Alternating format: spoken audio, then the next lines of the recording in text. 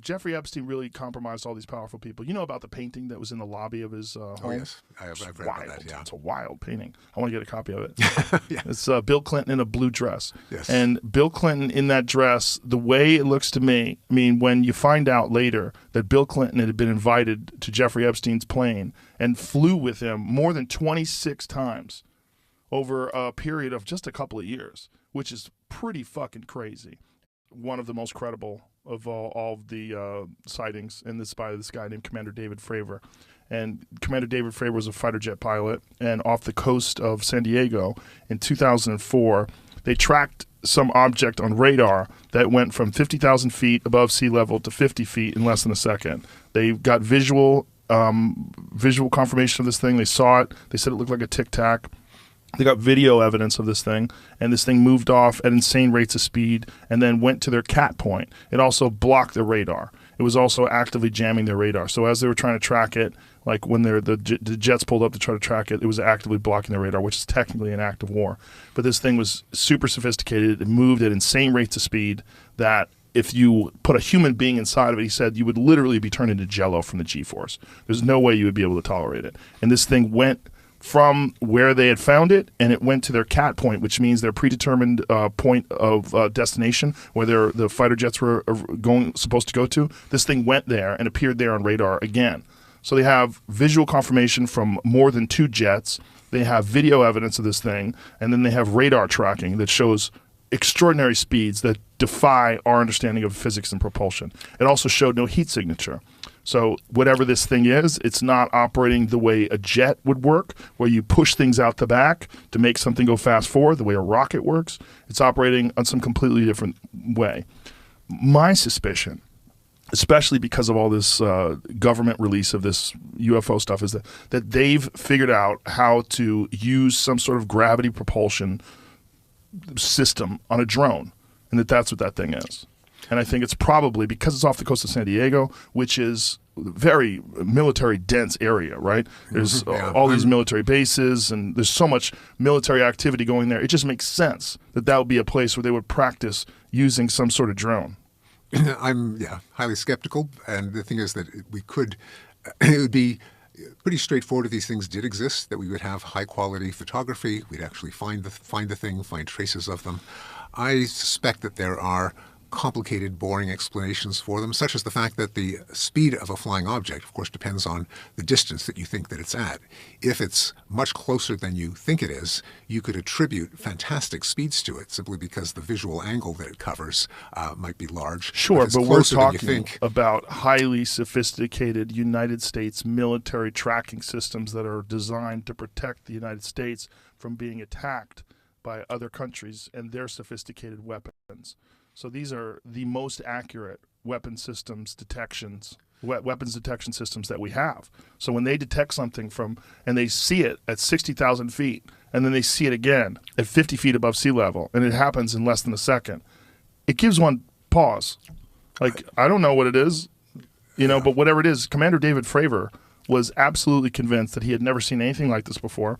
He knows that it had been aware of him because it said it changed its plane and it moved towards them. It wasn't far away. He said he got to see the size of it. He said it was approximately 40 feet long, I think is what he said it was. And he said it looked like a Tic Tac. It was a smooth, white-looking object. And he said the thing recognized them and then lifted the ligature marks around his neck and the placement of them and the wound. The way the damage to his vertebrae, the bones that are in his neck, is not consistent with hanging, but is consistent with being strangled because of the positioning of where the choke marks were. When you hang, usually it's higher up because the force of gravity, when you have something tight around your neck, the force of gravity raises it up to where your neck is, meeting your chin. He was strangled down low, which is usually what happens if someone gets behind you and chokes you to death. It wasn't what. Okay, so there's a fracture of the bones in his neck that's consistent with strangulation. Dr. Michael Baden, who's a leading forensic scientist, who's the guy who used to be on that HBO show Autopsy, who's worked on thousands of criminal cases, his conclusion was it was a homicide. The last one that I read seemed to suggest it was perfectly compatible with. Was that the Hillary Clinton news? No. Who printed that one? This is in. I think it was in the Washington Post. Yeah, but of course, the thing is, it. it wasn't like he was on the gallows where there was a floor that fell away and then he suddenly had his neck snapped. But still, to be strangled by a rope, you need gravity. And if you're going to have gravity and it's going to be around your neck, that means your body's going to sink down and your neck is not. Yeah, if that happens, the rope usually it goes up to where your chin meets your neck. It doesn't stay down here. If it stays down here, that's more likely someone gets behind you and chokes you to death.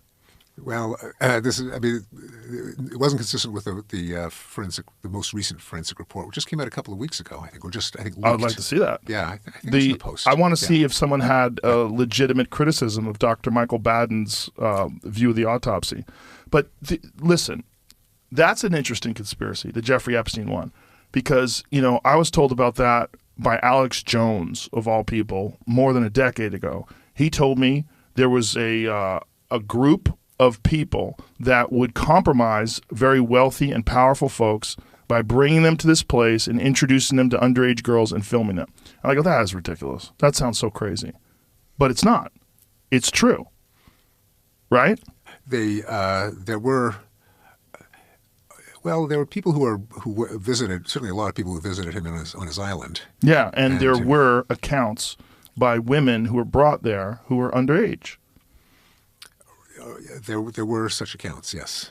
So not all of them credible, but not all of them credible. Yeah. And Ghislaine Maxwell, who's on trial right now, isn't her father? Oh, Robert Maxwell. Some sort of an intelligence agency person? No, he was a media mogul. A media mogul. Or her sister, someone's involved in. And that's the rumor. Yeah, he was like Mossad. That he was Mossad. Yeah. So he's a media mogul, and the idea that this was. I don't know. It's just a rumor. So. Well, there are a lot of conspiracy theories about the death of Robert Maxwell because he fell off his yacht and drowned. Yeah. Naked. Oh, that's not good. But then again, if you're drunk and you're partying, that's what happens. Well, you see, I think my default assumption always is that the truth is kind of boring and complicated and random. It's not always. Not always. Sometimes people have people killed. Sometimes they do. So but what makes you think of all the powerful people that he compromised? So if Jeffrey Epstein really compromised all these powerful people, you know about the painting that was in the lobby of his home? Oh, yes. I've read about that, yeah. It's a wild painting. I want to get a copy of it. Yeah. It's Bill Clinton in a blue dress. Yes. And Bill Clinton in that dress, the way it looks to me, when you find out later that Bill Clinton had been invited to Jeffrey Epstein's plane and flew with him more than 26 times over a period of just a couple of years, which is pretty fucking crazy. And we know that Bill Clinton's kind of a pig, right? That guy having that painting of Bill Clinton in a dress pointing at the viewer, that to me, if I was going to put that in my house, that's a way to say I own you, bitch. That's what I would be saying. That did you watch that 4-part documentary series on HBO about QAnon? It was called Into the Storm. I did not watch that. It's excellent. Yeah. And it's the Colin, how do you say his name? Huthbeck? We had him on. Holback? Forget how to say his last name. But we had him on the podcast, and I watched the documentary series with my mouth open the whole time. I'm like, oh! It's amazing. It's really good. But you get a sense of what's driving these people. And the personal identity aspect of it it's a big factor. A big factor is the tribe, that they're all this one group of patriots, and they're all in it together. Like even the way they have their little logo, where we go one, we go all. Like wow, that says it all. Yeah, they've developed this sort of tribal climate where they really believed that they were going to stop this evil takeover of the government and, supplanting the Constitution and, killing our freedoms. And they thought they were going to do it through this one person who was a leaker. This is Q. Yeah, Q. Yeah. Well, this documentary shows that most likely, I don't know, most likely Q was this guy who was running 4chan who was fucking with people. Right. And then he actually took it over from another guy who was on 4chan who started fucking with people. And then the style of the drops changed. And then there's like real evidence that this one guy would be the only person that would have access to be able to post things at certain times. And during these certain times, Q got to post when other people couldn't post. And it seems pretty clear that there's some fuckery afoot, right? But the people that were all in on the QAnon theory these people had they had President Trump photographs on the walls of their houses, and they believed in things so wholeheartedly. The way they communicated online, it was a part of their tribal identity. And it was also a tremendously entertaining, multi-actor online game too. Yes, you look for cues, yes, you share them. Yes, if you find something that no one else has missed, then you're kind of a local hero. You get a lot yes of credit. Also, so this is a problem that I had to think about a lot when I wrote Rationality, because I'm a cognitive psychologist, and I like everyone in my profession, I teach students about the gambler's fallacy. Like if there's a run of reds on a roulette wheel, people mistakenly think that a black is more likely, whereas of course the roulette wheel has no memory and each spin is independent. So anyway, I have a list of those fallacies. Then someone says, okay, well now explain QAnon. And the standard cognitive psychology textbook is not of much use in explaining such a well-developed but bizarre set of beliefs. So part of what I came to in trying to make sense of this is, as you said, there's part of it is just building up a tribal identity, a set of sacred beliefs that just define your tribe. If you believe it, you're a member in good standing. If you doubt it, then you're some sort of traitor or heretic. So there is that. But this important message that the world had to understand. Do you ever pay attention to the story behind him? A little bit. He was a Harvard graduate. He was also part of the Harvard LSD studies. Oh, that's right. Timothy Leary and Richard Alpert. They cooked that fellow's brain. Oh, maybe. I think they did. Well, I also was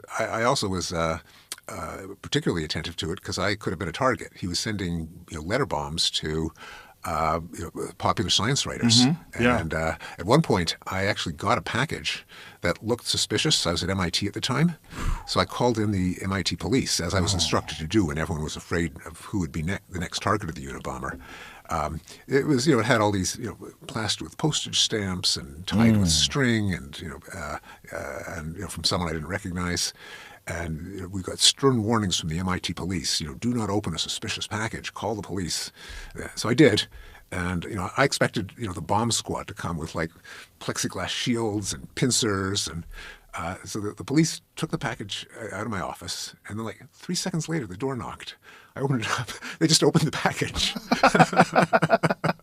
Maybe they sent some cop in that nobody liked. Hey, Mike, go open that package. Right. That's hilarious. There's a great documentary about Ted Kaczynski that's on Netflix, and it goes into detail. His brother goes into detail about his childhood, and one of the aspects, besides the Harvard LSD study that he was involved in, he had a disease when he was young, and they separated him from his family as an infant for long periods of time, where they put him in this infirmary and in this hospital setup.